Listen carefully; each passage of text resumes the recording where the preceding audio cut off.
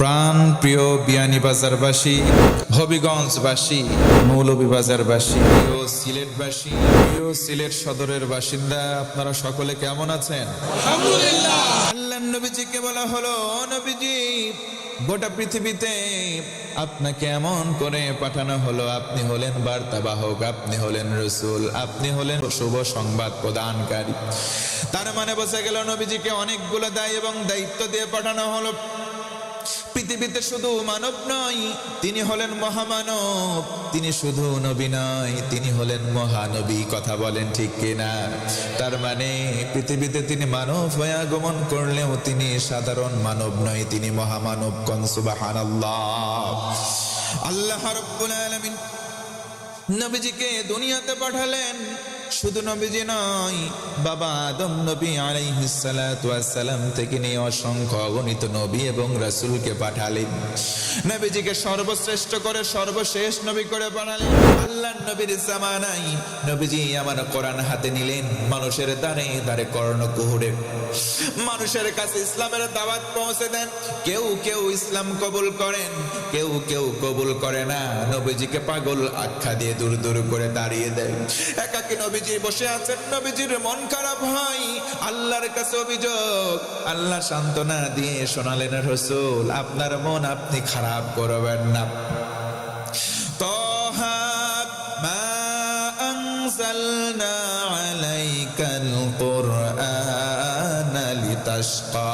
রাসূল আপনার মন আপনি খারাপ করবেন না, কারণ এই কোরআন আমি এই জন্য নাযিল করি নাই আপনার ভাগ্য নষ্ট হবে না, বরং কোরআন দিলাম আপনার ভাগ্য সুমহান বানাবো, সুপ্রসন্ন হয়ে যাবে। বলি সুবহানাল্লাহ।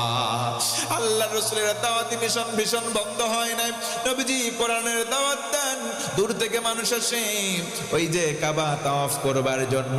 তৎকালীন তাদের নিয়ম অনুযায়ী কাবা চত্বরে বিদেশ থেকে মেহমান আসা শুরু করলো। কাফের কুফাররা দল গঠন করলো, মোড়ে মোড়ে বসে যাই, বলে আমাদের এলাকায় একটা পাগল আছে, নাম তার মুহাম্মদ, তার কাছে তোমরা যাবে না। সে কি তেলাওয়াত করে, কি বলে, তোমরা সেগুলো শুনবা না। বলি না আউযুবিল্লাহ। দূর দূরান্ত থেকে লোকজন যখন চলে আসা শুরু করলো, সিদ্ধান্ত নিল কি বলে, আহারে পাগল, পাগল যদি হবে আমাদের বলার কি দরকার। তাদের ভিতরে টেন্ডেন্সি পয়দা হলো, পাগল না দেখে আমরা দেশে ফিরে যাব না। সুবহানাল্লাহ। পাগলের কাছে যাব কিন্তু পাগল কি বলে সেটা শুনবো না। কানের মধ্যে আঙুল দেয়, দূর থেকে নবীজিকে দেখতে যায়। দ্বিপ্রহরের সময় বালিকাময় প্রস্তর খণ্ডে বসে নবীজি গুনগুন করে কোরআন তেলাওয়াত করেন। নবীজি কোরআন তেলাওয়াত করেন, তাদের কানের ভেতরে আঙ্গুল দেওয়া।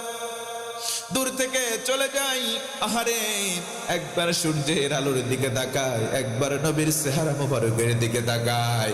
জায়গায় দাঁড়িয়ে বলতে বাধ্য হয়, নবীর চেহারার কাছে সূর্যের আলো অম্লান হয়ে যায়।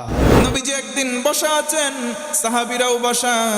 একজন পিছন দিক থেকে দৌড়িয়ে দৌড়িয়ে আদবের সঙ্গে এসে নবী বরাবর বসে পড়লেন। নবীজিকে আরজ করলেন, মাতা সাআতু ইয়া রাসূলুল্লাহ, ওগো নবী জানতে চাই, বলেন তো কিয়ামত কবে হবে? আল্লাহর রাসূল পাল্টা প্রশ্ন করলেন, মা ইস্তাআদাত তালাহা, কিয়ামত কঠিন দিন। ও মুসলমান বলেন, কিয়ামত সহজ দিন নাকি কঠিন? জোরে বলেন তো, সহজ না কঠিন? কেমন কঠিন দিন? আল্লাহ রাব্বুল আলামিন বলেন, ইয়াউমা ইয়াফিরুল মারউ মিন আখিহি ওয়া উম্মিহি ওয়া আবি ওয়া সাহিবাতিহি ওয়া বানি।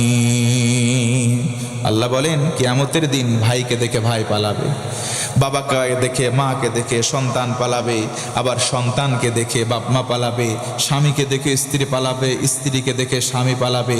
বরং সবাই সবাইকে নিয়ে ব্যস্ত থাকবে। একটু হিম্মত নিয়ে বলা যাবে না আল্লাহু আকবার? নবীজি বললেন, সাহাবী কিয়ামতের কথা জিজ্ঞেস করেছো, কিয়ামতের জন্য তোমার প্রস্তুতি কেমন একটু বলো না। সাহাবী বললেন, ইয়া রাসূলুল্লাহ লা ইস্তাআদাতু লাহা, কিয়ামতের জন্য আমার তেমন কোনো প্রস্তুতি নাই। লা কাসীরিম মিনাস সালাত, তেমন কোনো নামাজ নাই। ওয়ালা মিন সাওমিন, তেমন কোনো রোজা নাই। ওয়ালা মিন সাদাকাতিন, তেমন কোনো দান নাই। ওয়ালা কিন্নি, তবে একটা কাজ আছে, একটা আমল আছে। ইন্নী উহিব্বুল্লাহ ওয়া রাসূলাহু, নবীজি আমি আমার কলিজার চাইতে বেশি, আমি আমার নিজের চাইতে বেশি আল্লাহ এবং রাসূল আপনাকে ভালোবাসি। জোরে বলেন না সুবহানাল্লাহ। নবীজি বললেন আর কোনো টেনশন নাই, কোনো ভয় নাই, দুনিয়াতে যার সাথে যার মোহাব্বত তার সাথেই তার কিয়ামত, হয় জান্নাত না হয় জাহান্নাম। জোরে বলুন সুবহানাল্লাহ। আল্লাহর নবী কিয়ামতের দিন ওই মুসিবতের সময় লেওয়াউল হামদ, হামদের একটা পতাকা উঁচু করবেন, পতাকা নিয়ে সম্মুখ পানে অগ্রসর হন, জান্নাতের দিকে যাবেন, জান্নাতে কড়া নাড়বেন, ফেরেশতা বলবে মান আনতা, কে গো তুমি? নবীজি বলবেন আনা মুহাম্মদ সাল্লাল্লাহু। ফেরেশতারা বলবে আমরা আদিষ্ট হয়েছি আপনার জন্য, অপেক্ষায় অপেক্ষমান আছি।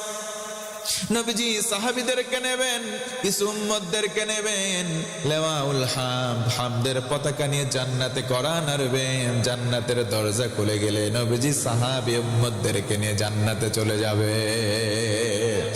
নবীজি যখন জান্নাতে প্রবেশ করবেন, জান্নাতের মধ্যে 120টা কাতার, একটা দুইটা করে সম্মানের কাতার ক্লাসিফিকেশন হয়ে যাবে। নবীজি বলেন কতগুলো তোমরা পাবে? তোমরা পাবে 80 খানা, বাকি থাকে 40 খানা কাতার। এই 40টা কাতার পাবে তারা আলা সাইরিল উমাম, আদম নবী থেকে শুরু করে ঈসা পয়গম্বর আলাইহিস সালাম, যতজন নবী আম্বিয়া আলাইহিস সালাম আগমন করেছিলেন তাদের যত উম্মত ছিল পাবে জান্নাতের 40টা কাতার, আর 80 খানা কাতার পাবে নবীজির উম্মত। আমরা শেষ নবীর উম্মত, বলুন সুবহানাল্লাহ। ও মুসলমান, সম্মানের দিক থেকে আমরা মর্যাদাবানের জন্য খুশি না বেজা?